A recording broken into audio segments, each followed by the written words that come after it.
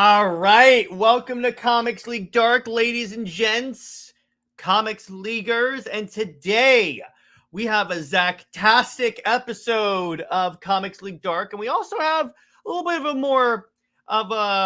more honorific one. So let's bring in the boy.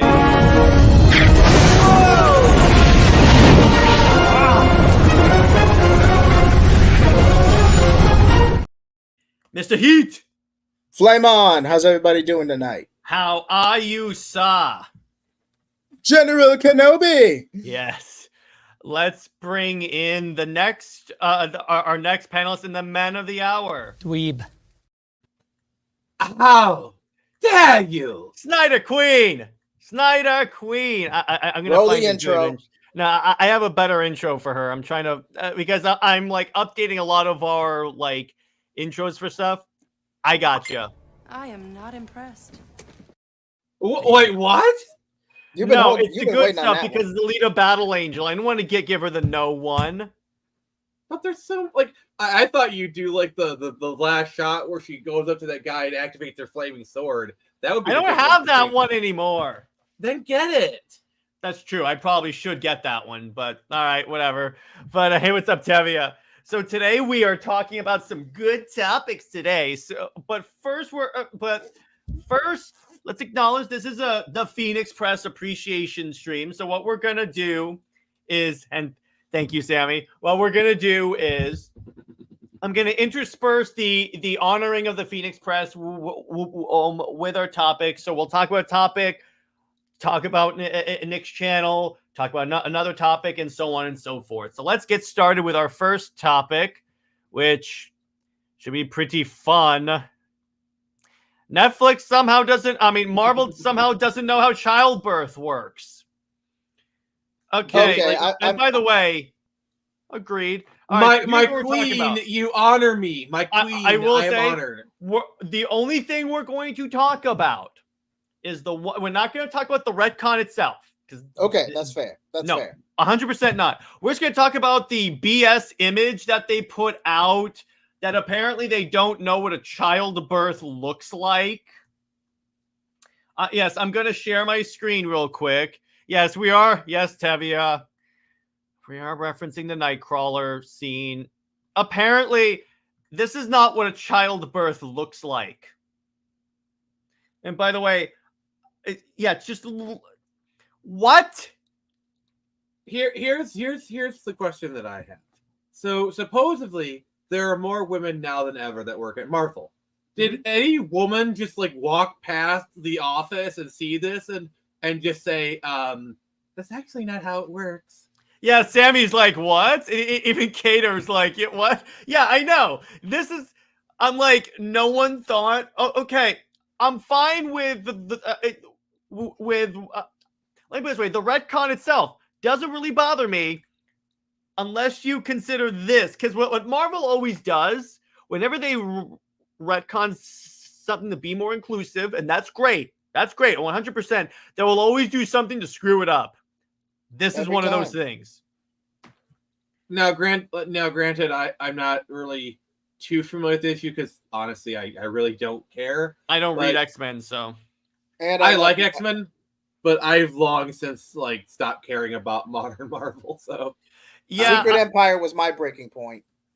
That was mine too, JJheat. That was mine too, JJheat. Yeah, well, Marvel and DC comics stuff these days. What I always tell people is look for the comics that there's always going to be comics that you like. In other words, just because modern Marvel and DC don't work, I guarantee you there's plenty of really cool classic DC comics that you guys can read. It's all cool. It's really cool with that. Hey, Dave, but baby, yeah. And as far as X-Men is concerned, there's 50 years of really good X-Men stories that like you probably haven't read. Like I guarantee you haven't read the entire Claremont run. Oh yeah, and I would recommend everyone should read the Claremont run, because if you want to know what inspired most of the movies, or most, it's Claremont's.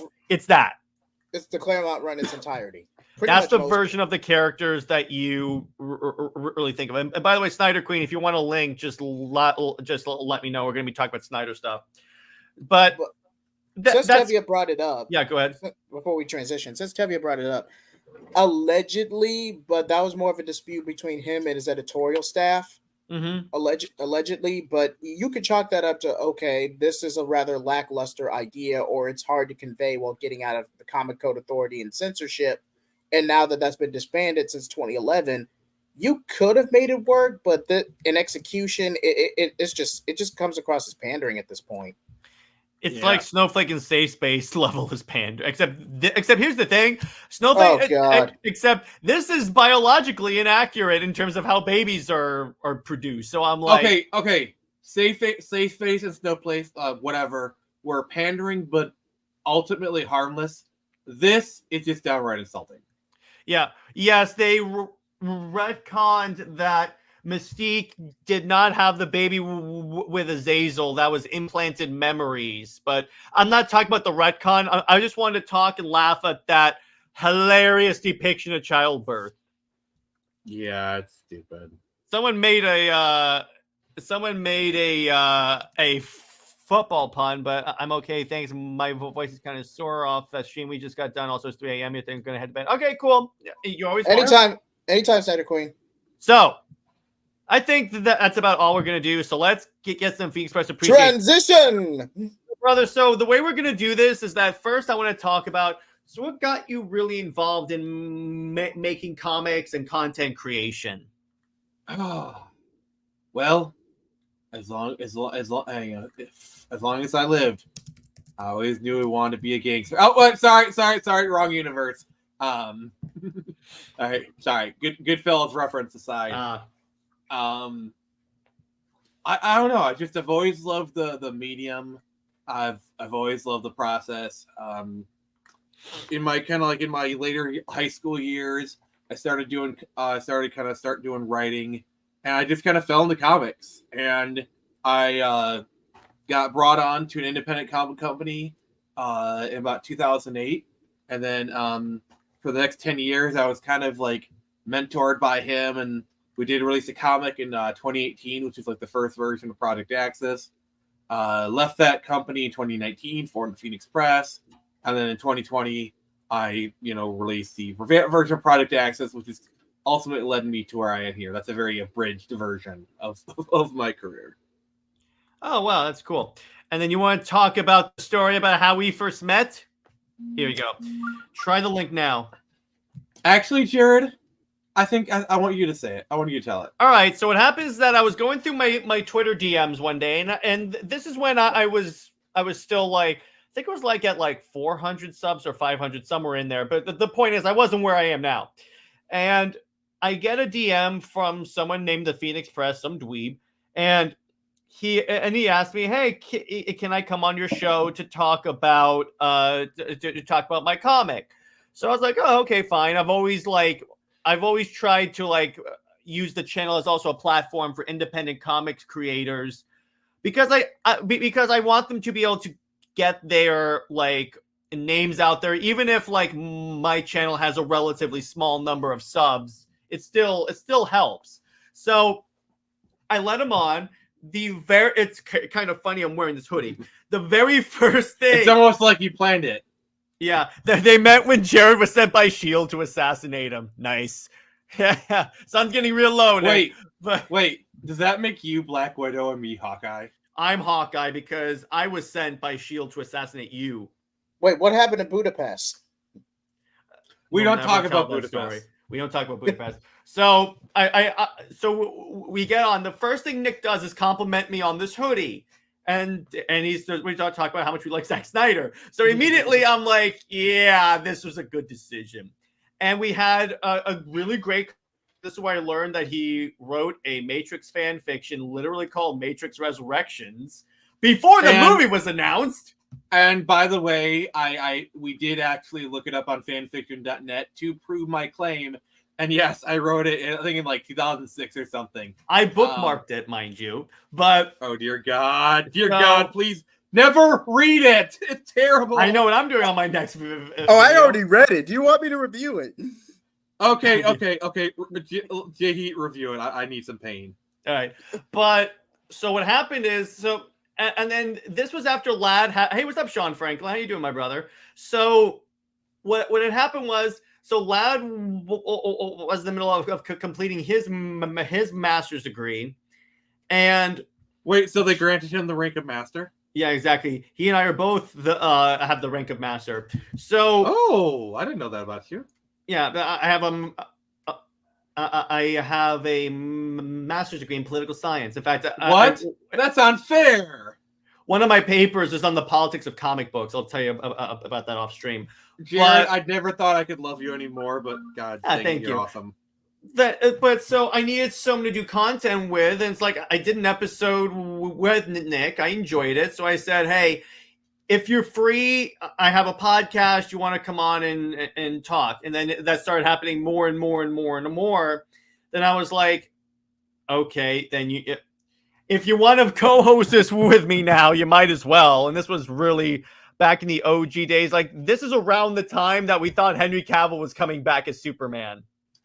Yeah, that before Nick, the dark times. Dave's got you right there. Can't be any worse fan fiction than Matrix Resurrections. That's Nick's favorite movie. To be fair, that is a very, very low bar. Yeah, it is. But now, from one creator to another, Nick, in your opinion, would you say the movie improved your concept or just completely destroyed it? The movie didn't even use my concept at all. So basically, my version of the Matrix Resurrections, and I'm trying to remember like 15 years ago. What I basically had, like, I was basically kind of like a retelling of the first one, but like with Morpheus goes back in the Matrix with kind of a new crew, and they find this new kid, and it turns out that Neo had been plugged back in the Matrix, and like Neo's working at a noodle shop, kind of runs by him. I didn't actually get too far into the story. But yeah, I think I still have the files on my computer. In fact, there might be a chapter that I never even released. Oh, sweet. We have released the Nick verse. So fluff off. So that's how it started, and that's actually when JJheat and Snyder Queen and Teladia came on board. It was Teladia first because he came on to talk about Gotham Knights, and then Nick and I kept him around because we enjoyed the conversation. Sammy showed up in the chat.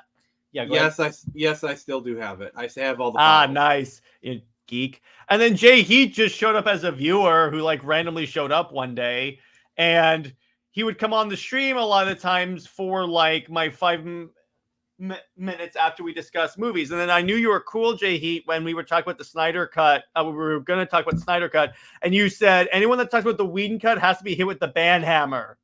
I'm like, yes, this dude is awesome. And then we decided we'll just add him. I appreciate good taste. I would say JJheat has been a positive addition to the crew. Yes, he has. I like to think so too, but this is your honor stream, Nick. Don't let me take the spotlight. Yeah, but the thing is, here's the thing. I'm not a narcissistic a-hole. I like to spread the love, and I must say, JJheat, you have excellent taste in anime. Yes, Thank he you. does. Thank you. But the other person I want to thank for meeting Nick is Zack Snyder, because here's what you guys don't have to understand. If the Snyder Cut doesn't come out, I don't meet these guys. Because I formed my podcast, because for those of you that don't know, UTC was the original Just Comics League that was just on audio. I formed the YouTube channel just to like add more stuff, and that's where the other shows came from.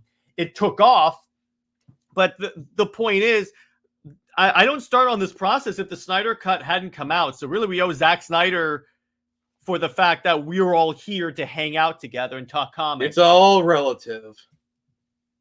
Yeah, it's all relative. And then Brown Short says, didn't Mystique only appear in an appearance, but she doesn't have any ability as her new form, so she shouldn't have the ability to impregnate her supposed wife or girlfriend. She just okay, yeah, we're getting a little too much into the weeds on that idea. But we're getting a little bit too much into the Whedon. Yes, that is a Whedon idea. But anyway, but yeah. Also, you need to why do you say that name me, please? Yes, yeah. Too easy. Too easy. Can't believe it, Nick. Why did you say that name? how was your Thanksgiving? Do you like pecan pie? And have you tried 7-Up cake? I haven't tried 7-Up cake, but I do like pecan pie. That is me. So, next topic. Transition. Gotcha. So we are going to talk about something very interesting that literally happened today. Okay. And yes, he is right now. Don't spoil it, Dave the Impaler. Save your excitement towards the end. All right. I say Netflix comes in clutch because here's what I want to say. And this is new. All right. So do you guys know who Scott Stuber is? Yep. I don't, so please tell me. He's one of the heads of Netflix. He's like the heads of their movie division, I believe. And he was asked about the sell hashtag. You know what he said? Obviously, we would like to license it at some point. We'd love to have it on so fans can experience more Zack. The more Zack we have, the better we are. That is the sound of a man who knows exactly what he has. You know what? I have to play this right now because this is the moment. This is some good stuff.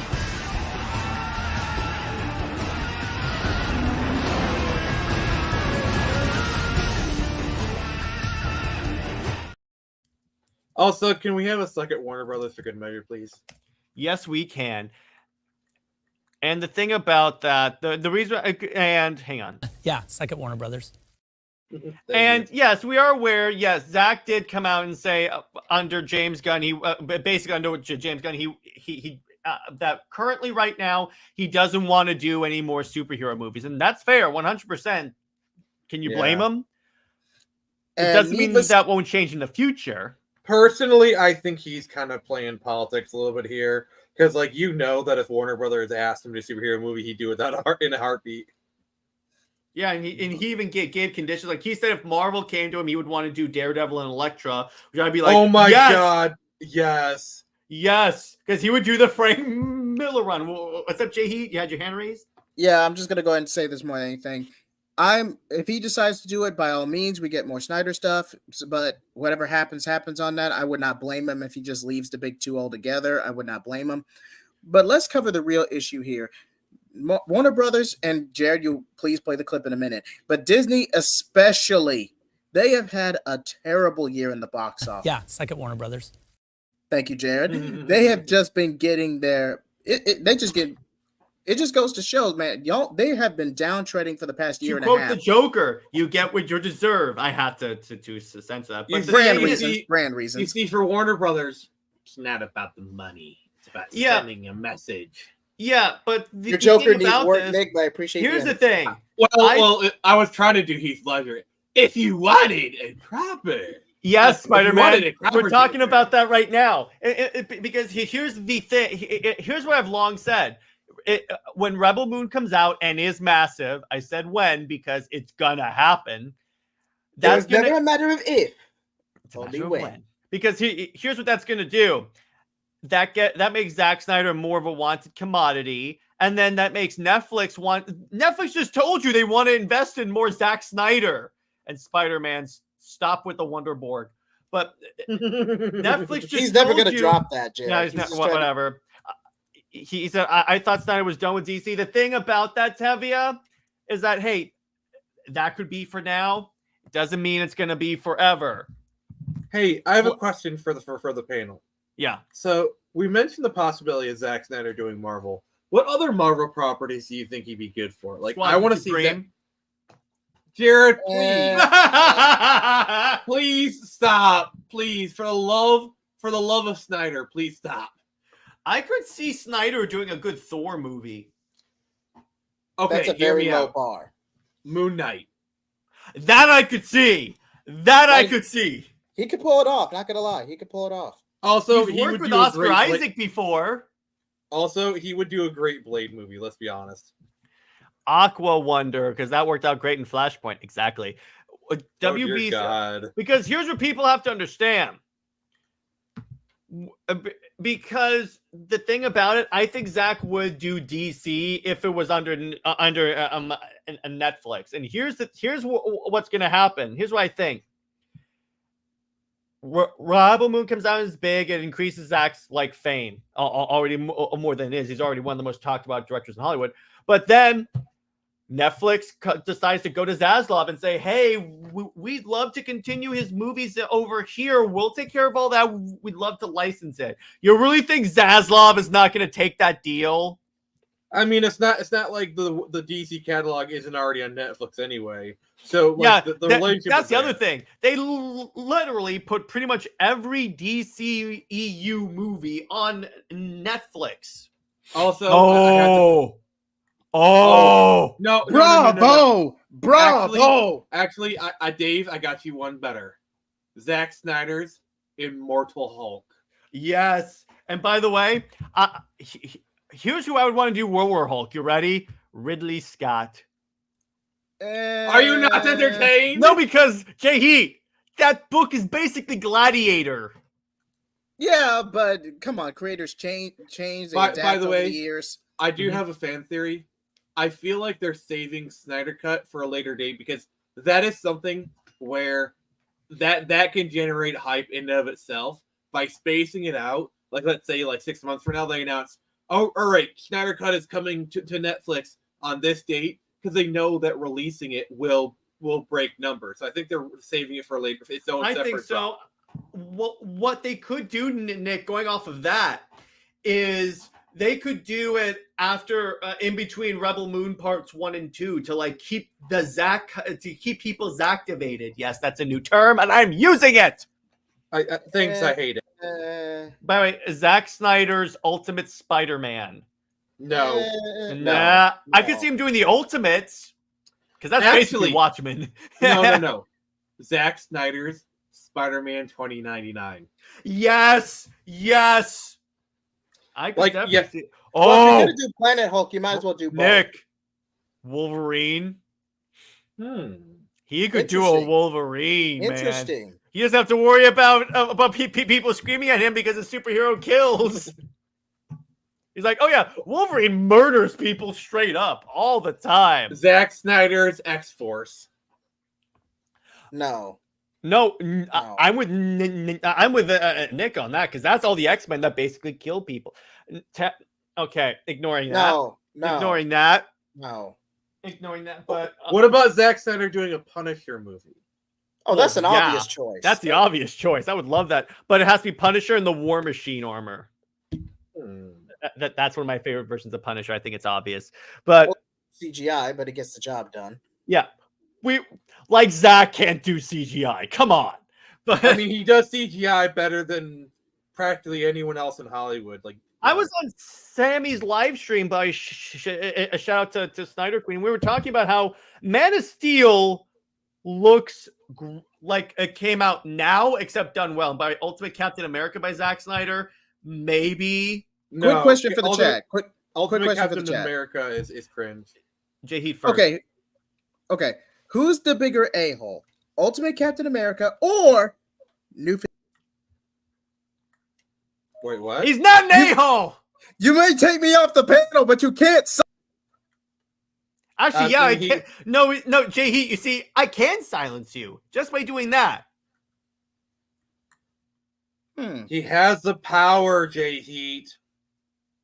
And so do I. Yes, exactly. No, but you my don't. point is, it's very interesting how I found that very interesting that Netflix wants to do it 100%. And I'm like, we all knew this. I've been telling you this for months, because it's like, yeah, with the amount of stuff they're investing in Zack, they say, we want more Zack Snyder. Let's do it. I mean, it's that they know exactly what they have. It's plain and And simple. you can interpret what Zack said as, I don't want to work for DC under Warner Brothers, which that I'm 100% in line with. Because Exactly. after the crapshoot they put him through when his daughter died, I do not blame him one bit. One bit. Yeah. But the point Like is that is like the dickest of dick moves. But the one thing we have to do, if we want him to continue to do anything on Netflix, Rebel Moon has to be big. And Tavia, if Rebel Moon is big and Netflix could approach Warner Brothers and say, hey, we'd love to do it. We have the actors. They want to work with Zack. Zack wants to do it. Let's do it. I think that Warner Brothers would license out the Snyderverse because basically they get the money. They've done these deals all the time before. Well, the thing that gives me hope is it's very clear that Netflix has confidence in this property with all the merchandise dealing they've been doing right off the bat. So that tells me that and the way that Netflix is talking about Zack Snyder, because like they've seen Rebel Moon, like they know what they have. And they have an entire virtual experience going on right now in Brazil. Yeah, so like I feel like Netflix knows what they have, and they are confident in this movie. Like, if they thought this movie was crap, we wouldn't be getting nearly any of this. Well, let me put it this way: Army of the Dead was one of the biggest movies on the platform when it came out, so you got to admit that. Yeah, he's doing well for their platform, and he is certainly someone they want to invest in. So yeah, 100%. So I think it's inevitable. The one thing, but the key thing, if you want it to happen in any way, support Rebel Moon, 100, which we're all gonna do, obviously. Yeah, because I not only is this Zack Snyder movie, but it's an opportunity to give Disney and Warner Brothers the middle finger. Because remember, Snyder pitched Rebel Moon to Warner Brothers 3 times. Three times, and they said no. Has anyone said Zack Snyder Squadron Supreme? I have many times. And I cringe every time he says it.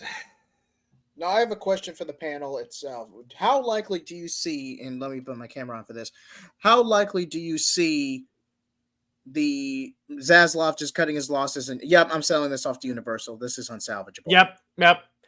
I see high 80% chance that happens. Yeah, I think everyone kind of predicts it because, and here, I'm going to be honest with you, Warner Bros. Mismanagement is entirely at Zaslav's feet. At this point, yeah. Before it was at like they who must not be named's feet, but now it's at Zaslav. He really alienated a lot of creators with the whole canceling movie straight up. He may have damaged his. What? What does Voldemort have to do with this? I know, but Tevye asked a question. Like, yes, Zaslav ran. Like, see, the thing is, Zaslav ran Discovery really well. But Discovery is basically just trashy reality shows. And what Discovery does, it does not transfer. He tried to take run Warner Bros. Like he ran Discovery, but it takes two different, a very different approach. Yeah, exactly. And Discovery does have the occasional documentary. Tevye asked question, will this be live action or animation? Because personally, I think animation would make sense with Snyder. I think it could be, if Netflix licenses it, I think they go full live action. But knowing Warner Brothers, chance.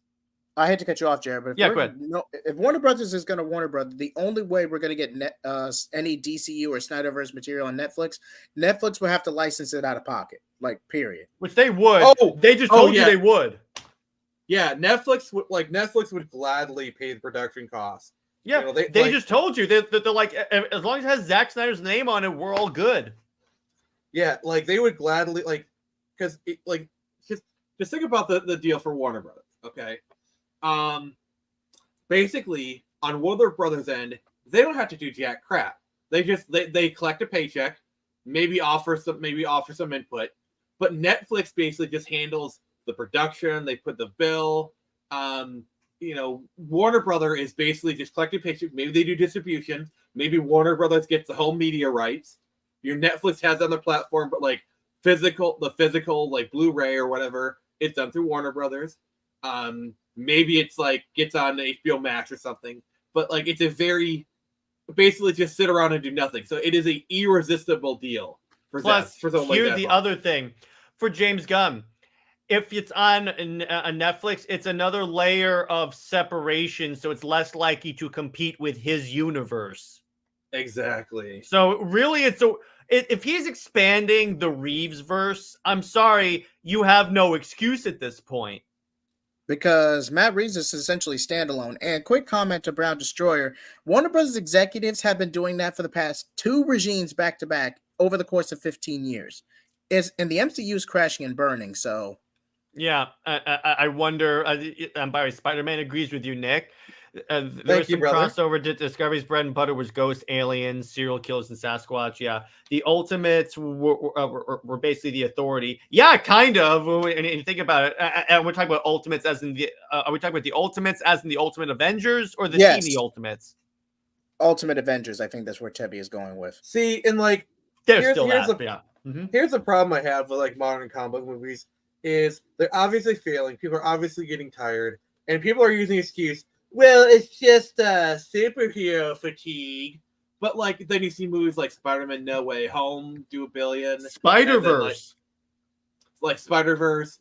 It is like it's very obvious that it's not superhero fatigue, it's bad movie fatigue.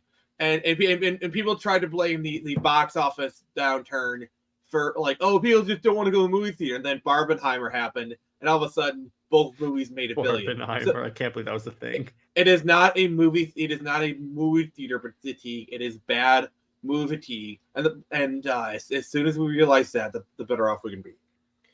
Yeah, exactly. I think superhero fatigue is just what bad creatives come up with to excuse face. their stuff, like crashing Yeah, and burning. because then it's not their fault that their movies are bad. It's people just don't like superhero movies. It's not my fault. Let's blame the fans because that works so well in the comic book industry. And I will say Blue Beetle was mid. It's just the marketing was really bad. But They literally killed it with their first trailer. Batman's a fascist. Oh my god. I was actually like interested in the movie, but as soon as it happened, I was like, nope, don't even care anymore. Done. Yeah, even though I saw the movie and yeah, it's a throwaway line, but yeah, I could see how that would turn someone off instantly. Say what you will about Barbie, but it knew its audience, it knew its demographic, and it executed it well with its marketing team. Like, yeah, Barbie is not for me, No. but it was for someone else, and that's fine. Marketed to that group really well. And that's fine. And they even made a Zack Snyder joke in that one, which I'm like, okay, I like that. That's cool. It's keeping the name in there. Let's be honest, that reference was not as bad as people make it out to be. No, it wasn't. No. And plus, it's someone saying they have the overwhelming urge to watch the Snyder cut. We should all be happy about that because everyone has that urge, right? Everyone struggles with it. I've watched it 15 times. Oh, so you admitted you have a problem. Okay, Jared. Well, here's what you have to understand, JJheat. Wait, Nick. There is no such thing as watching too much Zack Snyder's Justice League. Just want to be clear on that. In your case, it's not so much an overwhelming urge, but more of an obsessive urge. There's no problem with that. None whatsoever. That's an addiction. That's a harmless addiction right there. How can there be fatigue when there's only 5 big superhero movies per year? Hundreds of movies are widely distributed. Okay, whatsoever. I'm trying to blink torture here. Wait a second. Here's another thing that refutes superhero fatigue. Ha ha ha! People watch the crap out of a 4-hour superhero movie. I even see reaction videos of people covering the Snyderverse to this day, and like seriously, it was not that universal acclaim. You can't tell me this is superhero fatigue. Come on. But I will make a counterpoint today. I wouldn't say universal acclaim, but definitely acclaim. Solid claim. And then Brian says, to be honest, there's not many superhero movies to begin with nowadays. There used to be a lot more. And Star Wars fell into this trap too. The Disney acquisition specifically, where they kind of structured it like the MCU, to where they were just pumping out movies and tie-in material like it was nobody's business. And that was more the Mandoverse. The Mandoverse is what they're trying to MCU it now. But you get what I'm trying to say. Like, too much, too fast, to the point where quantity over quality, and the sequel trilogy in of itself is lackluster. Now, if you enjoy the sequel trilogy, that's fine. We all have different tastes. But unless you're a Raylo shipper, in that case, please stop. Please, for the love of God, please stop. And it gets weird. Why did you say that name? That is fair. Yes, thank you. By the way, Dave says, haven't seen Barbie, but I heard they also joked about The Godfather. That's good company. Yeah, that is excellent company. Thank you. Say hello to my little friend. Yeah. That's Scarface. Yes, thank you, Nick. There's more ghost movies, slasher movies, rom-com movies than superhero movies in Hollywood. Yeah, exactly. The sequel trilogy was a bad idea. Oh, yeah. That's we talked debatable. extensively about that. But Yeah, like that's the thing. And here's the thing. My biggest issue with James Gunn, I'm going to link this to that, is when he was on the Rosenbaum, the Inside of You podcast, and he was talking about how he used to want to be a comic book writer, and then he said, but no one reads comic books. You're the head of DC Studios, dude. See, that has the same energy as JJ Abrams going on to Mystery box. Colbert and saying, I don't like Star Wars. Yeah, exactly. That's my problem. Your job, because you should be promoting the books that inspire your movies, and yet you're telling people no one reads this. Really? And the thing about James Gunn is he's not a bad director. Like, he's not like Guardians of the Galaxy 3 is literally the only good MCU movie to come out in Phase 4. I loved it. I think we're in Phase 5 now, believe it or not. I mean, who The really point cares is, at this point? it's one of the best recent Marvel movies. Like, I saw it and I was like, oh yeah, this is like, I've never really been a big Guardians fan, but yeah, it wasn't bad. Yeah, I liked it a lot. I've liked pretty much all the Guardians movies, and I've hated his DC projects, but hey, that could work. Hey, what's up, K-pop? Hey. And what's your opinion on the new casting in Superman Legacy? You mean are you talking about like Lex Luthor, Holt as Lex Luthor? I'm going to be honest with you. I don't see Holt as Lex Luthor. I don't think he has the menace. No. Like, Holt is more of a Jimmy Olsen type. Like, I could see him as Jimmy Olsen. Exactly, and that's the problem when you see an actor who you see more as Jimmy Olsen and you cast him as Lex Luthor, you have a problem. Exactly. Oh, what's up, K-pop? Didn't Abrams admit to not? Yes, exactly. That's what Nick said. Speaking of like X-Men characters, you know who would actually make a good Lex Luthor? Who? James McAvoy. Actually, yeah. I could see that. Actually, like if you've seen him in Split, he is a dang good actor. Yes. 100%. Oh, Timothy Olyphant is way too young for Lex Luthor. I'm sorry. Way too young. He could be Lex Luthor Jr. Please stop. Can we please stop that? No. Death of Superman. He could be the clone that pretended to be Lex's son. That was just a pretentious character to essentially bring Lex Luthor back, because I believe Lex Luthor was killed off in a prior run or storyline, if I remember correctly. Mm-hmm. But I don't know. We'll see. There's. Let me put it to you this way. And when I was on Sammy's panel, we all agreed on this. Hey, there's room for James Gunn's universe as well. Totally fine. There's also room for Snyder's. Like his Superman casting, I think, like looks wise, is probably pretty solid, and his Lois Lane looks fine. But we'll have to reserve judgment for the trailers. Yeah, if the movie comes out and is great, I will praise its. I will sing its praises forever. Just I don't trust Warner Brothers. That's the thing. That's why it really. I'm concerned about James Gunn's jokes, but it's mostly because I don't trust Warner Brothers to manage a cinematic universe. See, the problem is James Gunn can write wholesome. Like Guardians of the Galaxy was not really as filthy as a lot of it, like his Peacemaker projects. So as long as like James Gunn is being properly reined in and he keeps to his intention doing like a classic Superman thing, I think it has the potential to actually be pretty good. It does, and James can do pretty visual movies, so I like that. Do you think James Gunn's universe will survive? No. If this happens, it'll either be significantly compressed. I couldn't find a better word for that. Condensed. Or it'll be straight out like can't. Because here's what you have to understand, Tavia, and we saw this when Zaslav bought Warner Brothers. When a new company comes in and buys an IP, they don't keep the previous management. And here's my biggest concern with Superman Legacy. I think James Gunn is being forced to cram in all these characters, because you notice there was the Superman Legacy stuff, and then like 6 months later, that's when we started hearing like all the casting of like all these auxiliary characters. Mm-hmm. Yeah, exactly. And do you Timothy Olyphant is 55 years old. No, he I thought he was saying Timothy Chalamet. Sorry. Oh wait, yeah, I was like, wait a second here. Okay, my apologies. I thought you were saying the wrong one, so that's on me. Well, with that new like revelation, do you want to reevaluate your determination?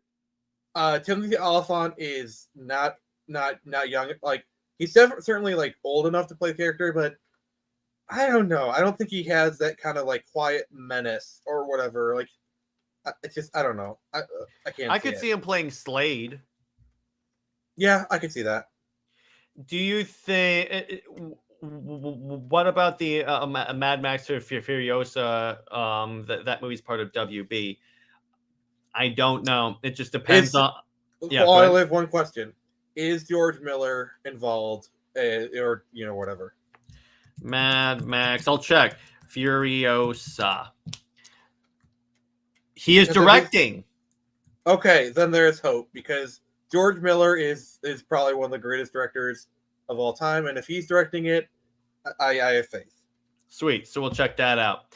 So he's literally been the director of Mad Max since the very beginning. So let's do some more honoring of the Phoenix Press. So Nick, I have a question for you, brother. Oh dear God! Which comic book property are you the most proud of that you have created? You're asking me to choose one of my children. Yes, I am. I'm putting you in that position. Well, let me ask you a question. What is currently my avatar here on this very stream? A Screecher, yeah. Then you have the answer to your question.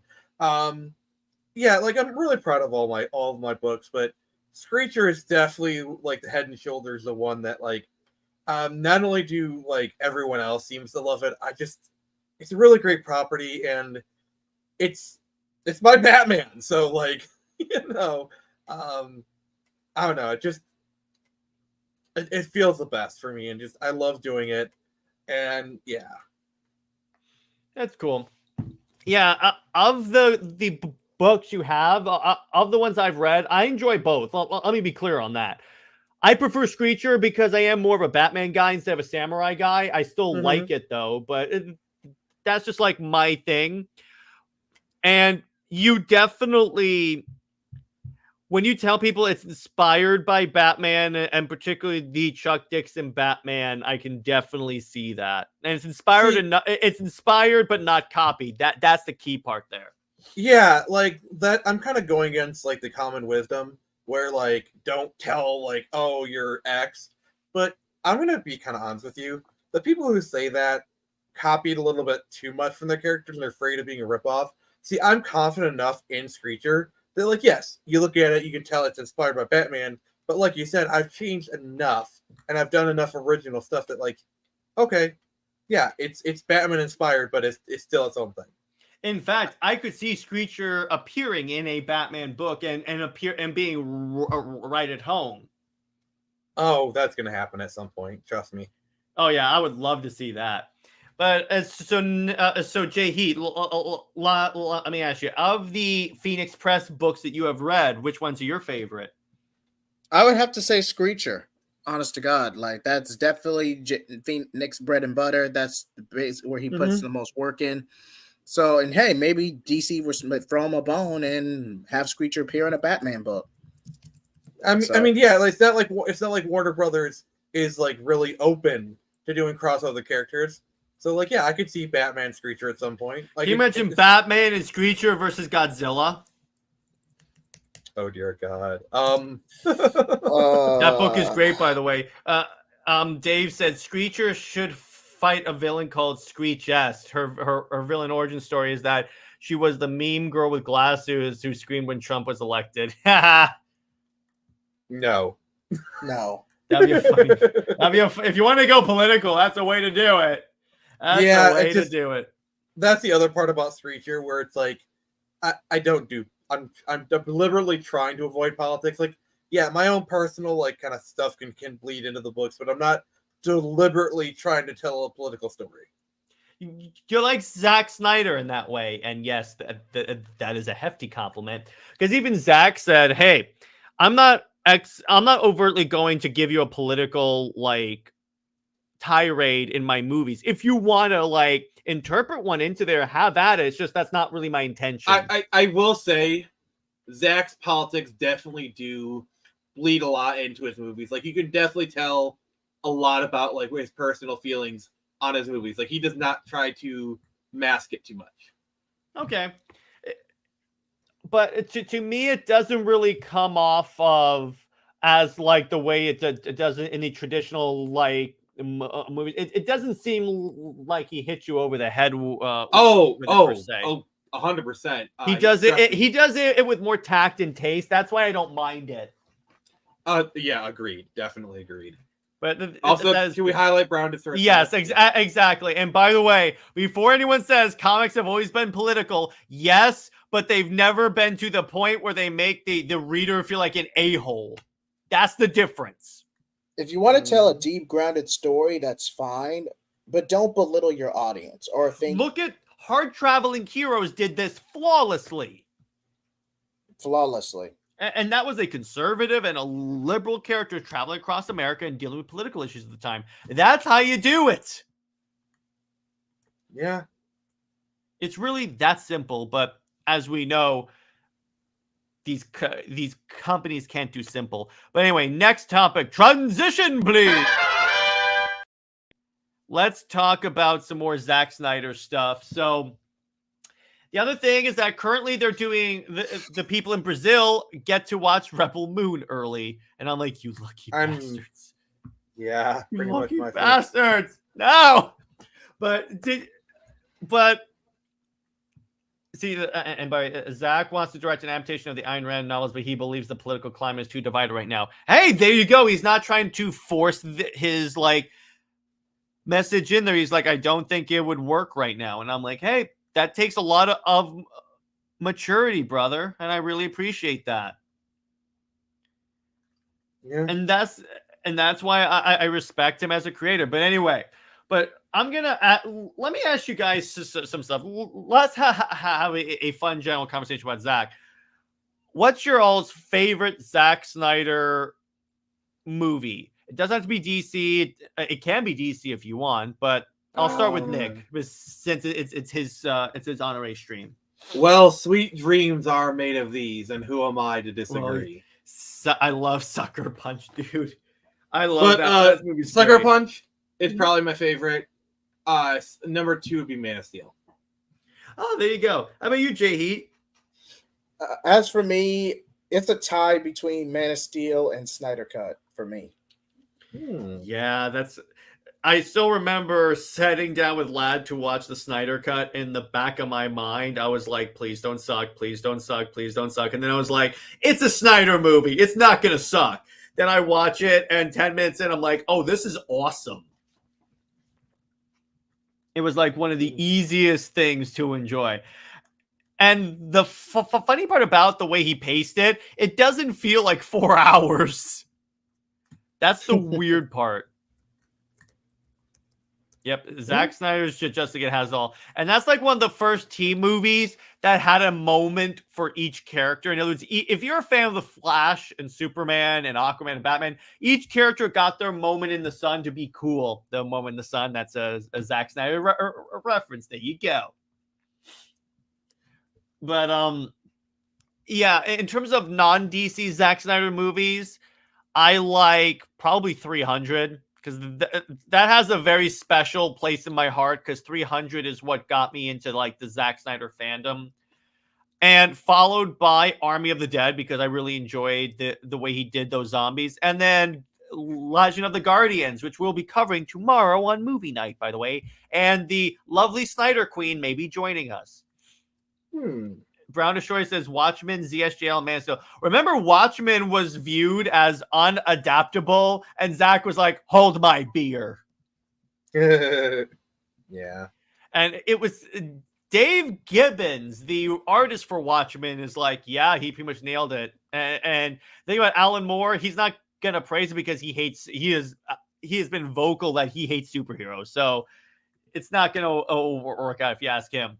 But Brown Destroyer says, I didn't like Sucker Punch in 300, to be honest. Oh, geez. What? You know, at least you didn't like 300. What? Okay, Brown. Why didn't you like 300? I have to know this. As your buddy, I have to know this, dude. Because that is, I've heard of people not liking Sucker Punch, but 300? How Now can you 300 is not pretty like- mean. Roll the clip. Roll the clip. All right, I have a clip for 300 that I want to play.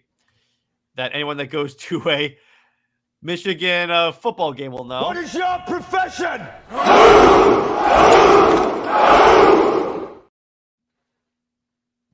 There you go. I love that. By the way, Nick, do you want to tell the story behind what I just referenced? I don't know. I feel like you do it better.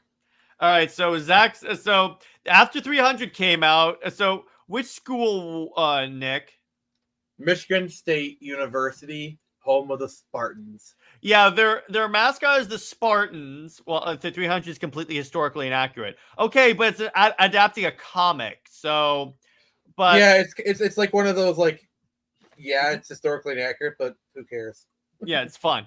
But anyway, so what happened is that after 300 came out, Gerard Butler was brought to the school to like announce stuff for thank you, to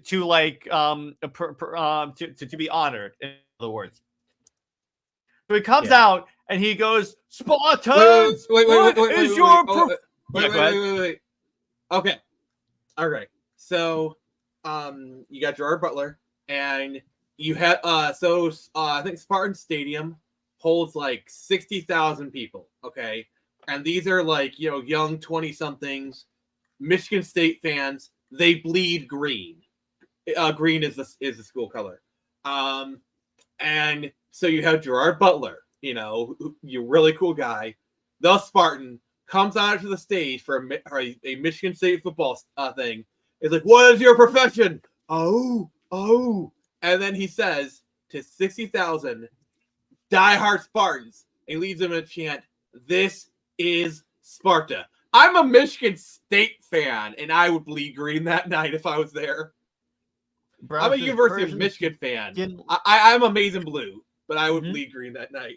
Brown says didn't lose two soldiers because of some reasons and not because of 300. 300 was meant to be larger than life and mythic, not historically accurate. It's a tale told by secondhand by a character. Yeah, exactly. The storyteller is the guy. Persons were, yes, they were, but were raised from 6 years old to be warriors. That part is historically accurate. Yeah. Their whole society was war and combat. That's all. I think 300 shows persons as dumb and weak. Not necessarily weak because they still got their likes in. So, but it's just here. The point of that is that they're showing that you could take. But you just have to understand, Brown, is that the Persians were also very hubris because they had like the largest army in the world. And I mean, to be fair, the Persians still won in the end. So, like, who's really who they got the last laugh? Did they really? Because they united all of Greece. Well, okay. I'm not gonna say I know all about the Persian stuff, so you know more about than I do. Yeah, exactly. But and yeah, it's based off the graphic novel. It's not supposed to like necessarily be accurate to history. It's just based off the graphic novel. So that's really where it goes. But that's Jared, I have a question for you. Yeah. What is your profession? Oh. This is Comics League. Remember, the story is being told through Delios, the only one of the 300 who survived. So it's basically him embellishing the tale, because that's what they did when they told stories, because it was meant to inspire people. That's why Leonidas sent him back. He said, you have the skill of tongue to rally the people. I mean, that is the whole point of oral tradition. Yeah, exactly. But so that's fine. But the person's only won because they had because they had flying rugs. Oh, okay, but that's good. The magic carpet, right? In other words, but that's what that. But in other words, So what you're saying is the Persians just wanted to show Spartans the world. they discovered a whole new world. Shining, It's kind of like how Bruce splendid. Lee. It's kind of like how Bruce Lee was treated in Once Upon a Time in Hollywood. I've never seen that, so I can't exactly weigh in on that. It's a good movie, but it is very much a fantastical take. Like literally, it ends with like the Manson murders, but they basically do a historical revision in them where like Sharon Tate survives. Well, that's interesting. So But yeah, it's not meant to be historical accurate. It's more meant to be a movie. yeah, exactly. So I mean, yeah, that works, I guess. But yeah, so on that, Brown, it's fine if you don't like 300. That's fine. I was just shocked because I've never heard that before. Oh, okay. But so in the chat, are there any other like topics that you guys would like us to weigh in on before we wrap up? More Phoenix Press stuff. Yes, while they do that, Nick, tell us more. Tell us what you have planned for the Phoenix Press in the future. Well, more comics right now. I'm working on Turn Samurai issue 4. We're in the very early stages, and then Screecher issue 2 is currently in the printers. We could probably be getting that next week. And right now, just doing the YouTube thing. I'm actually like 10 subs away from 450. So if you haven't subscribed to the feed, keep subbing. Yep. Jared should have the link, to share. I'll reshare it again. Here you guys go. Or if you've already subbed, that's fine. Share his channel. Oh, by the way, we have one more topic we're going to discuss because it was just that forgettable. So we have to cover, we're concluding our DCAMU with Justice League Dark Apocalypse War, which... Transition! Hang on. AP War. I'll say that. Okay, so this movie was basically shock factor because it's like they go to invade. So the basic plot of the movie, Nick, is that the Justice League are planning to destroy Darkseid, but Darkseid is spying on them through Cyborg.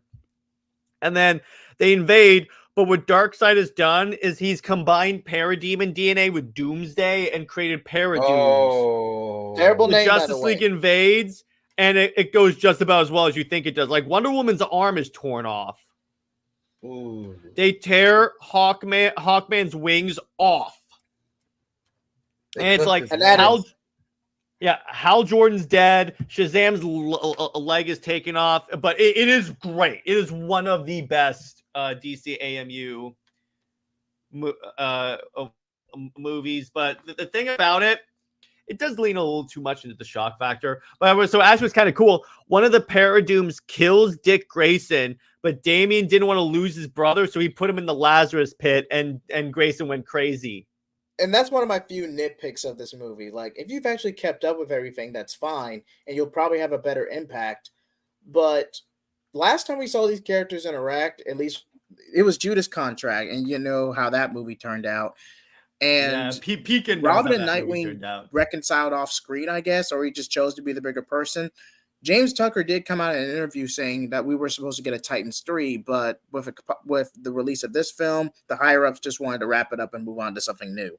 Yeah, and Sam said that much when we had him on. But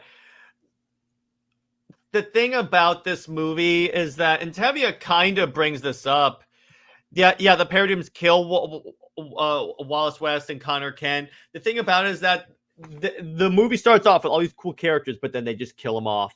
And actually, it's kind of funny. The main character in this movie is actually Constantine, because it's him trying. Because what happened is that Zatanna, as she's being killed by Paradoom, she like holds her hand out to Constantine, but he just leaves. He cheeses it.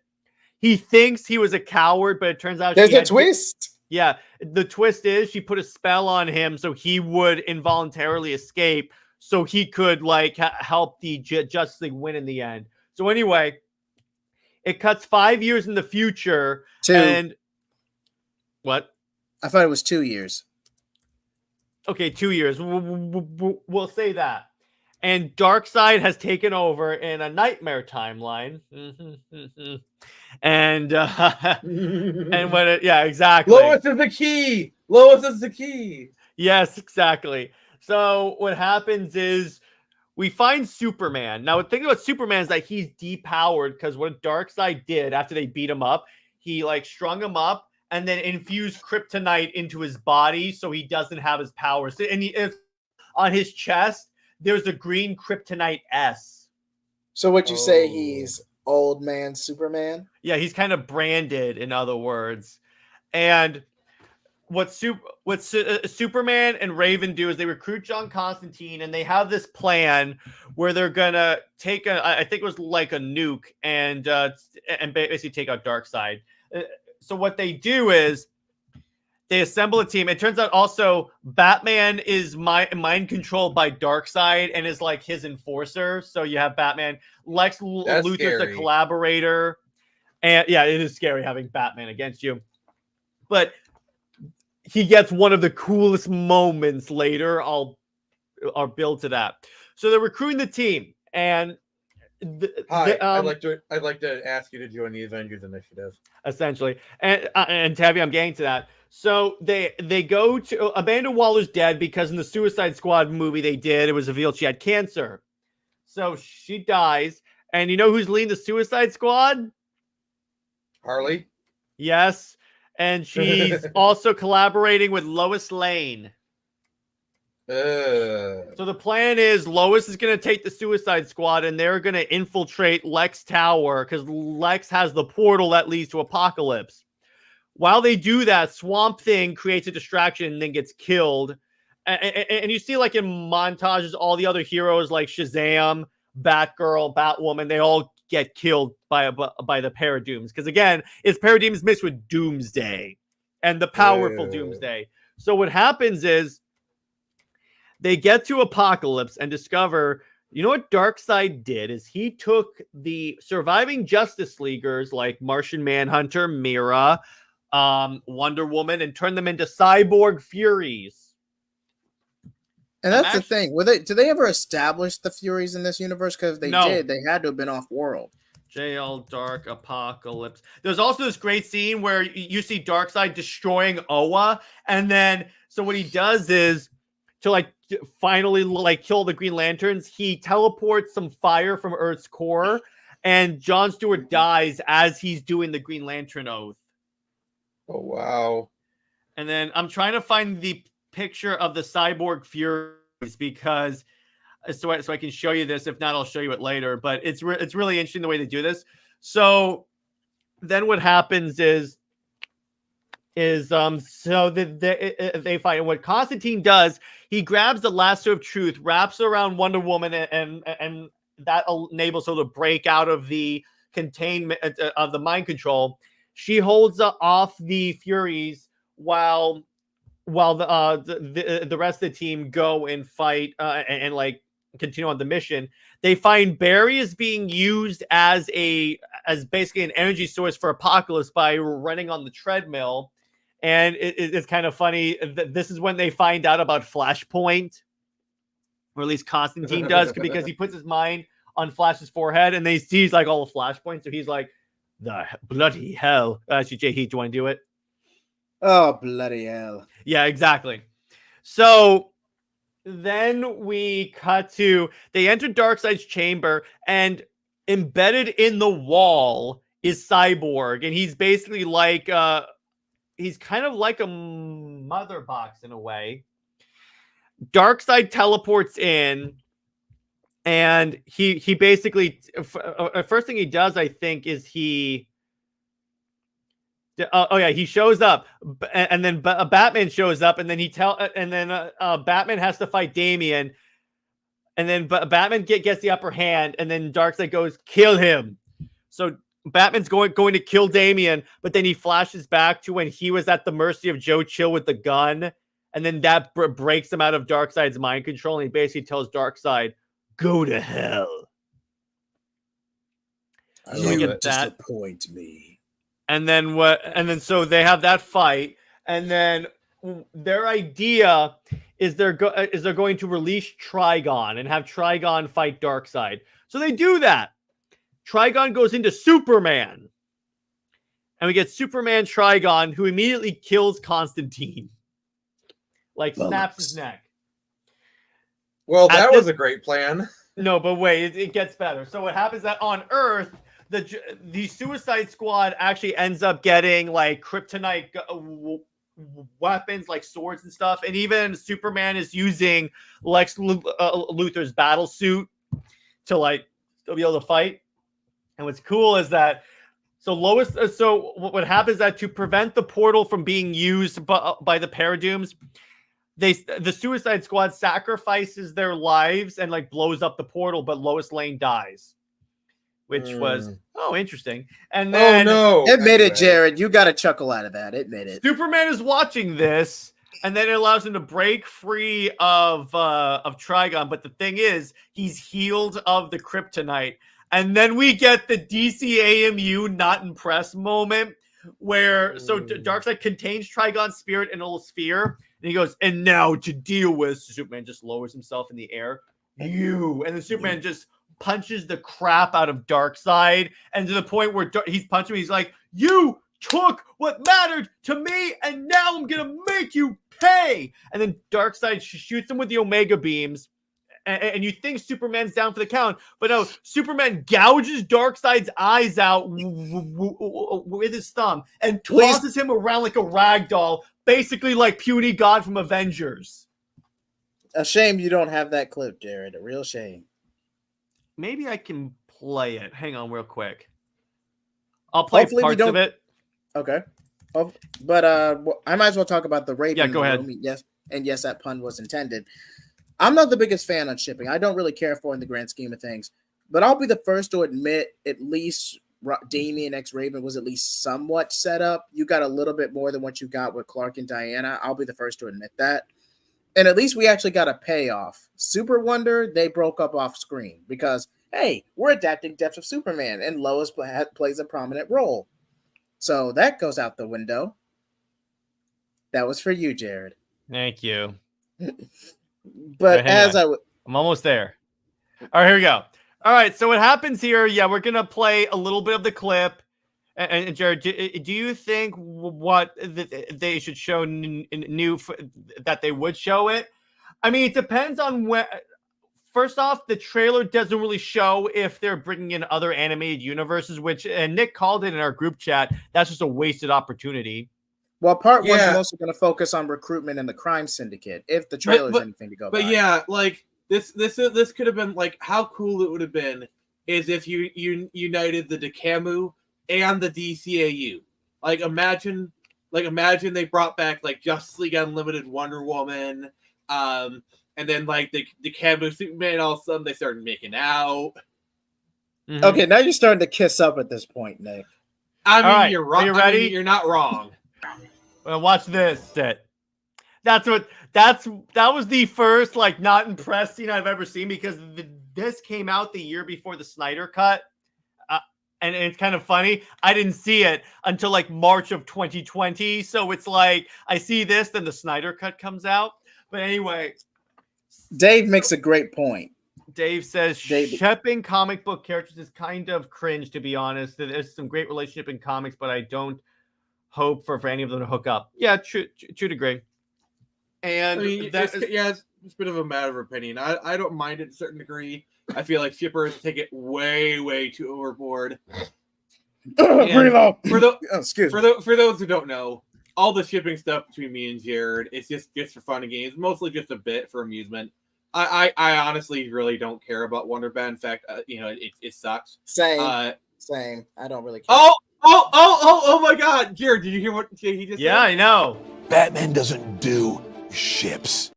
Like that's a comics right there.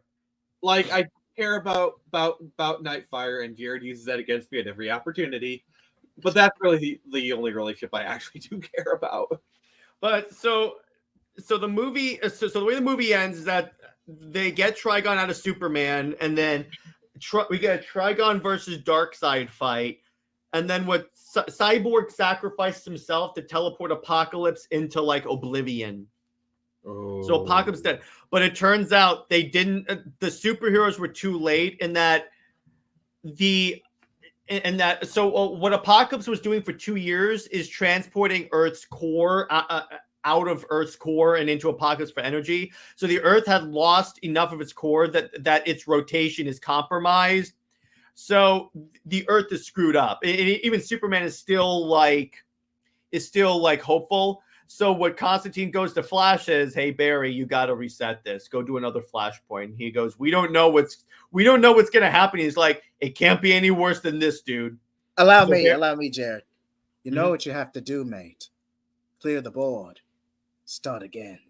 Yeah, exactly. So Barry takes off, but as he takes off, you can hear his theme from the Flashpoint movie, which was actually really cool that they linked that because they're all in the same universe. Then it fades to white. Yes, Fast Frozen. And then it fades to white, and then the movie's done. And then this leads into the Tomorrowverse, which arguably is a downgrade. Because they do have an animated short, Constantine the House of Mystery, where John Constantine is plucked out of reality, condemned by the Spectre, and he pretty much goes through a self-loathing bender for about most of it, until then he gets whisked into oblivion by the universe to set up Crisis on Infinite Earths. That's basically the short. I might have cut about 5 minutes of filler here and there, but that's the general gist. Okay, but yeah, so that's pretty much where the DCAMU ended. The thing about the DCAMU, and we'll do a quick retrospective before we log off. They had a lot of great ideas. It's just my problem and Britt's problem. They left too much to off-screen explanations. I mean, like too the big much. one. The big one. But here's it's like, to quote Britt, here's Britt's issue with it. It's that, so for the death of Superman scene, the last time we saw like Superman, he was with Wonder Woman, they were all in love and everything like that, and Lois Lane couldn't stand him. Then he's all of a sudden in love with Lois Lane, and they're to the point where she's so in love with him she doesn't even know he's Superman. That doesn't make sense. Yeah. Brown says, Jared, do you think they should do an animated movie on the 80s Titans comic run, which is R-rated with white Ravens? They did do an animated version of the Teen Titans 3. Damn it, gee, he stole my thunder. We love doing that, Nick. We love doing that. My character is the Goddess of Thunder, so there you go. I hate you. all. It's a mixed bag. It really depends on what you want. So let's talk about this. What's your all's favorite DCAMU movie? That's a hard one. If I had mine is as either War or Throne of Atlantis, because they're pretty much the comics. I would say either Justice League versus Teen Titans or Bad Blood. I gotta say Suicide Squad Hell to Pay, because that movie was hilarious. Oh, Emancipator has a good one. Zack Snyder's House of M. Ooh. He could pull it off. He could do that. That'd be fun. I hate that storyline. What are the odds the SnyderVerse and DCAMU characters show? The SnyderVerse are not going to be in the anime. DCAMU is more likely. DCAMU is more likely. Yeah, but Batman Bad Blood. Let's be honest. They're going to do a Crisis on Infinite Earths movie probably 2030, 2035, and they will bring back like Henry Cavill Superman. They will bring back all those people.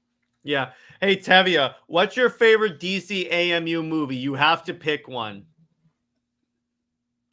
And by the way, it's not the New 52 didn't immediately die. I'm really tired of that. Okay, basically, Tevi, I'm just going to go through this just right quick. The New 52 crashed and burned within the span of relatively 5 years. There were some good stories. There were some bad stories. It lasted longer than Rebirth. But the other thing to remember is the New 52 was literally the hottest thing in comics for the first 2 years. Arguably 3. Reign of Superman is one of my favorites. That's a good one. I kind of like that one.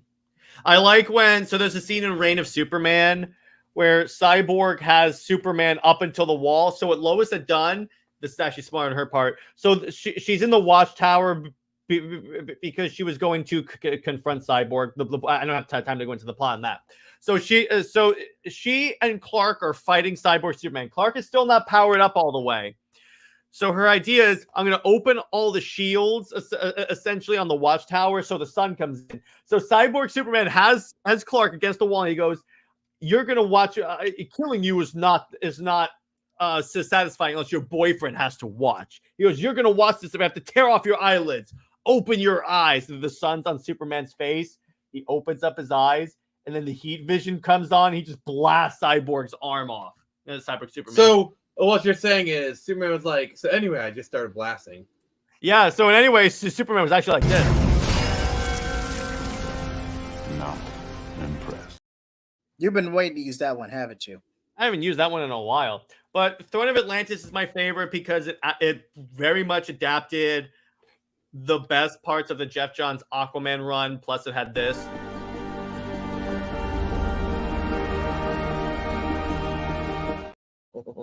Yeah, there you go. That is And- literally your favorite clip of the entire DCAMU. Let's be honest. That's Brit's intro. So, I like War because that is literally volume 1 of New 52 Justice League, like to a T, except for Shazam is on the team instead of Aquaman because they wanted to introduce Aquaman in the movie, which that makes sense. I'm fine with that. Emancipator. Yeah, haha. My shit was popular. Jared, I have a question for you. Yeah. What is your opinion on the Injustice animated movie? Okay. I actually have a very nuanced opinion of this movie. Oh, please do tell. The characters act more consistent with their characters in the movie than the comics. That is a hot take. Now, now allow me to explain. I was watching a YouTube video about this. I opened my eyes to this. If I knew the name of the creator, I would shout him out. But basically what it is, if you notice, what happens to Injustice Wonder Woman in the comics? She becomes basically the Harley to Superman's Joker. What happens in the movie? She eventually turns against Superman because she's like, okay, I thought you were going to get better, but no, this is not good. Unpopular opinion to JJheat and Nick and Jared. What the best moment of Justice League? It started rolling. You serious? Yeah, it's when the credits started rolling. So Okay. Yeah, Jared, No, you you're guys gonna are hate fine. me. You're gonna hate me, but like, I think the opening scene with trying to fish out the parademons is actually kind of cool. but what's with all the smelling fear? They never set that up. It doesn't work. I don't care. It's actually kind of cool. Like the parademon sound, like it almost feels like Snyder could have directed that. And now that I'm no longer a member of Comics League, F you, Jared. Yeah, the Emancipator says Diana started behaving like exactly in the movie. Think about it this way: instead of having Flash's character being like acting out of character, they just killed him, and the Green Lanterns left. So really, at that point, when I'm watching this, I'm like, okay, it tells the basic story of all 5 years, and it makes the characters not act like a-holes per se. Even Superman eventually is like, what have I done? Thank you. Yeah, if you're going to use the line, say it right. If you're going to use the line, say it right. What have I done? Yeah, and Tevia, actually, thank you so much for bringing that up. It's by Godzilla Mendoza. Great name, by the way. Killing off Flash is really stupid. Well, the thing about killing off Flash, Tevia, because the minute if Flash is alive and all this goes down, the first thing they're going to tell him to do is do Flashpoint, and this way they don't have to ask him to do that. The less I say about Injustice, the better, because every time I think about it, I get a migraine. But all I'm going to say is, I don't think we're getting an Injustice 3. Even if it is likely the next project, without Kevin Conroy, it's just not going to be the same. That's like they'll put Bruce Greenwood in there. He's a good close second, but still, there's going to be a contrast. I mean, I don't think they're gonna do any more like Batman Arkham games because Kevin Conroy is like very intrinsically linked to that franchise. So And I don't the think DCAU. that's I don't know. Okay. It does. I'm not gonna say they will never do another DCU project, but it does make it less likely because Kevin Conroy's Batman is very important. But I do think them recasting Batman for Injustice is probably gonna happen. Yeah, I could see them doing the DCAMU Batman for Injustice. Jason Because R. while Kevin Conroy was a nice addition to Injustice, he was not like intrinsic to it, you know. Yeah. And by the way, Atchison, I love the Red Sun comic. I didn't like the movie. They made too many changes in the movie. Wait, didn't you have Super Wonder and Red Sun in the original story, or am I misremembering? No. That's why I like the comic. In the movie, they did the whole stereotypical, she comes from an island of only women. She must like only women. I'm like, it could only be written by Greg Rucka. But the next animated films are Watchmen and... Why are we getting a Watchmen animated movie when we already have a superior live-action movie? Why? Also, I wouldn't be surprised if they try and do Doomsday Clock. That'd be forcing it. You would need a lot of setup for Doomsday. But there's also, I wouldn't be surprised they try and include the before Watchmen content. Yeah, I could see that. Point. I could see Fair that. point. Like, basically, you can make Watchmen like a 2 or 3 parter. Like, the first part is the before Watchmen content, and then the second and third is like Watchmen, basically.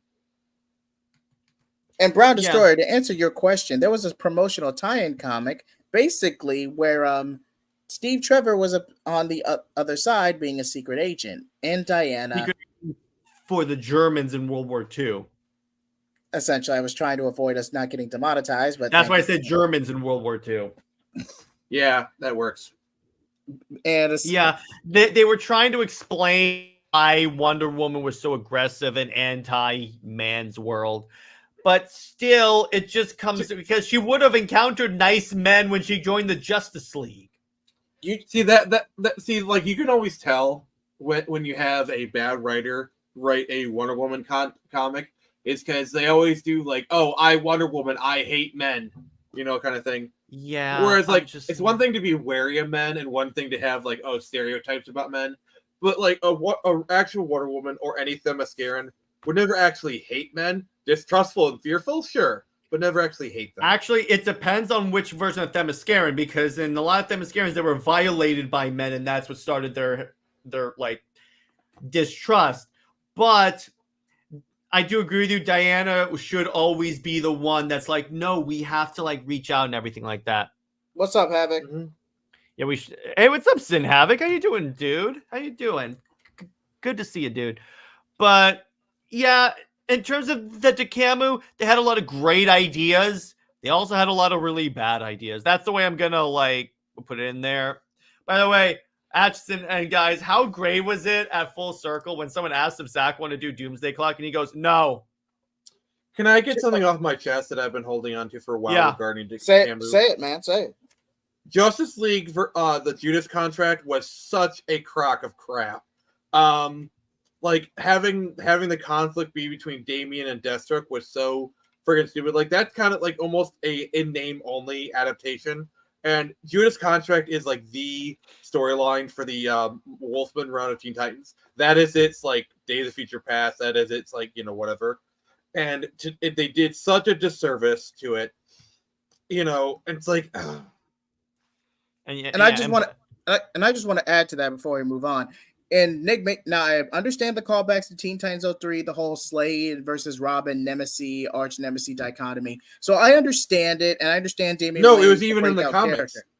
But like Dick Grayson and Deathstroke have a long history together. Oh yeah, there's some beef there. I'm not know, refuting that.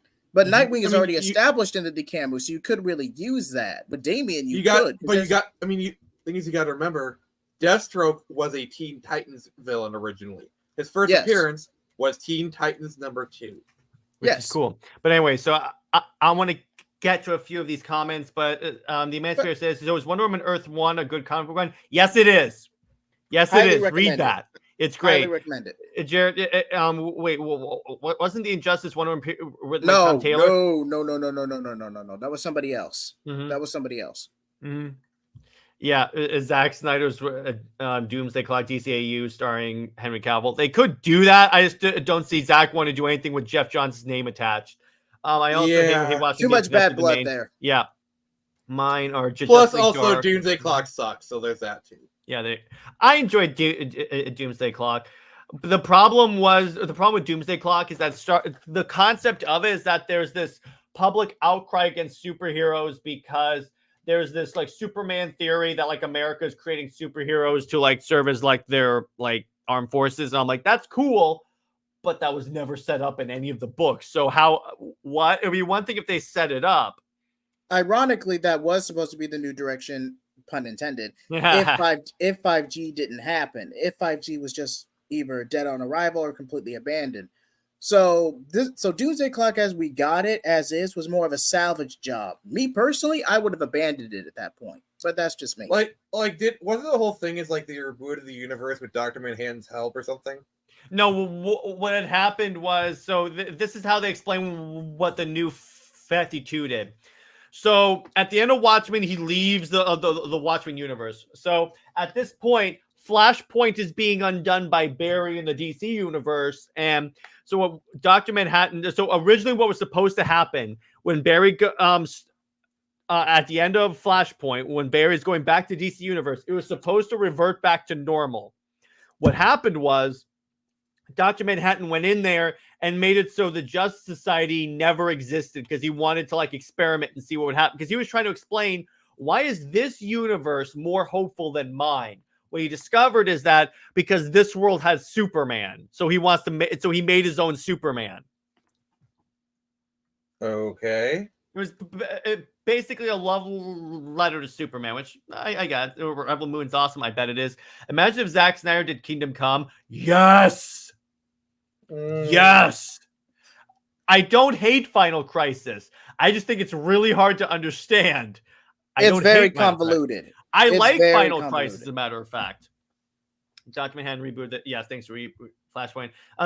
Continue to be a Debbie Downer. I think Grant Morrison is one of the most overrated. He's I see where you're coming from. He's hit or miss. It depends on like what character, because he's good for Batman, and Justice League. But when you want him to write these big overarching comic events, he can kind of get too much in his own head and start to like smell his own farts, if you know what I'm talking about. The problem with Grant Morrison is his writing style can be often described as weird for the sake of weird. And yeah, that works for certain projects like Animal Man, Doom Patrol, but he is not a mainstream writer. Like having him do Batman or whatever is just not a good idea. And by the way, Batman run was solid.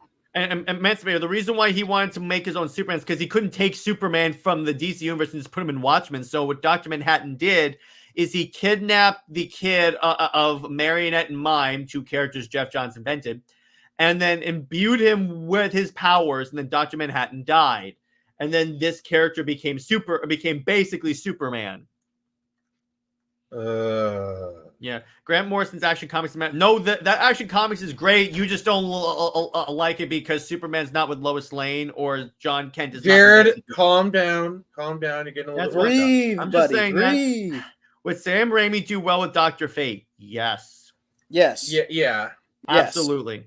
Grant Morrison did a very good Batman story, Arkham Asylum. Yes. I just recently read that. It's completely like unbelievable. DCAMU, okay, was a mess. It didn't give the characters a chance to connect to the audience. Too much stuff off screen. Yes, exactly. Too much stuff off screen.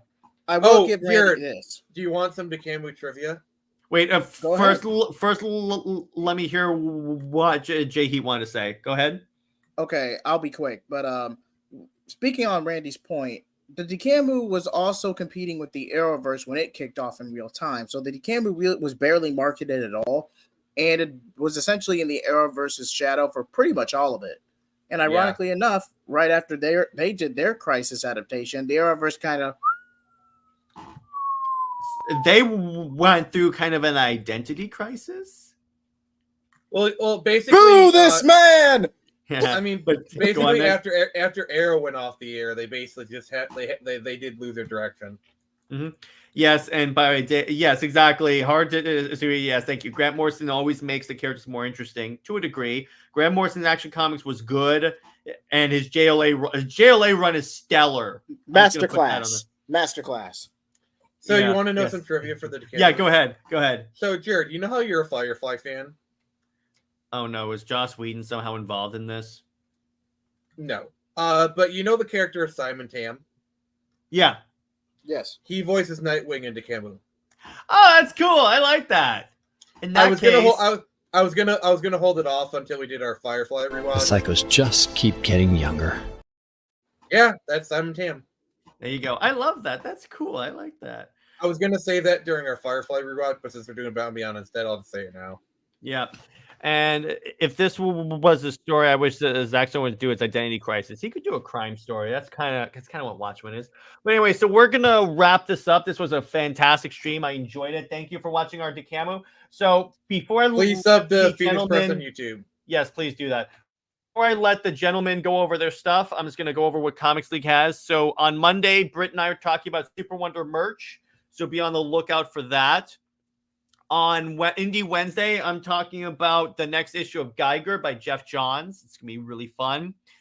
And did I catch you live? Nice. We're just wrapping up, Master Sergeant, but I appreciate the $20 super chat. I love you, brother. Ooh-wee. Tomorrow versus Trash. To a degree, it is. A good stream, guys. Oh, I'm glad you enjoyed. There's going to be more coming. Coming tomorrow, and then there's another one. So tomorrow we are going to be covering Legend of the Guardians, The Owls of Ga'Hoole, which is the Zack Snyder album movie. So for those who don't know, our theme for December, picked by JJheat and Teladia, is Zack Snyder movies that we haven't covered. So we're going to do that. We're doing Snydermas. It's Snydermas. It's Snyder. That's actually a fantastic way to put it. I mean, it's not like I've said that multiple times, but yeah. Yeah, exactly. And so what else is going on for me tomorrow? No, that's about it. In terms of your content, at least. Yeah, in terms of your content. JJheat, what you got? Where can we find you and what we got coming out? You can find me at JJheat75 on Twitter, JJheat Blaze on YouTube. I have a DCAMU retrospective video coming out on my channel. Hopefully I can get these two and more to collab with that, hopefully sometime next week. So if you want an extension of this conversation, please check that out. Also, I'm going to do some standalone New Direction projects. That way, when we get up with the new year, we're all caught up God Killer 2 onward. So definitely check out God Killer 2 before checking those out.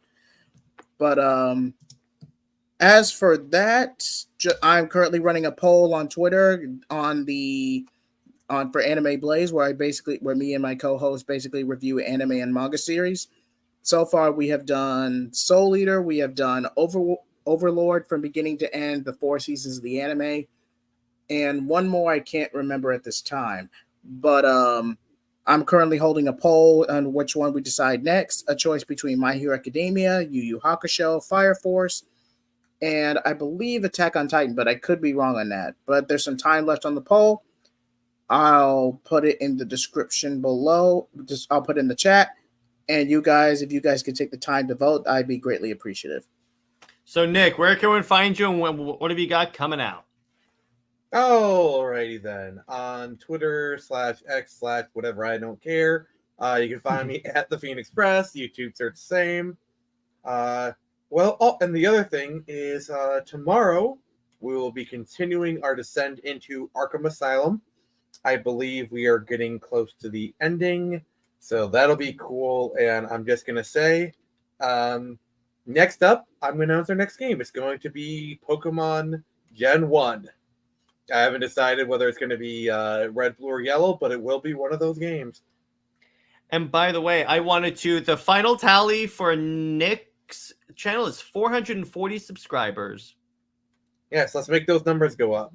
Make those numbers go up. And here's JJheat's Twitter, and Nick appears not at all. JJheat appears like a wizard. That's funny. Thank you, Master Sergeant. Yule Snide. That's great. I love that. Get Zack Snyder on for Mr. Zack. I wish we could get Zack Snyder on. Oh, Dare to dream. Dare to dream. That'll happen one day. I guarantee it. He goes on smaller channels, so it's very likely eventually we'll get Zack Snyder on. And that's going to be a live stream with the entire Comics League crew, because I guess every one of us wants to say that.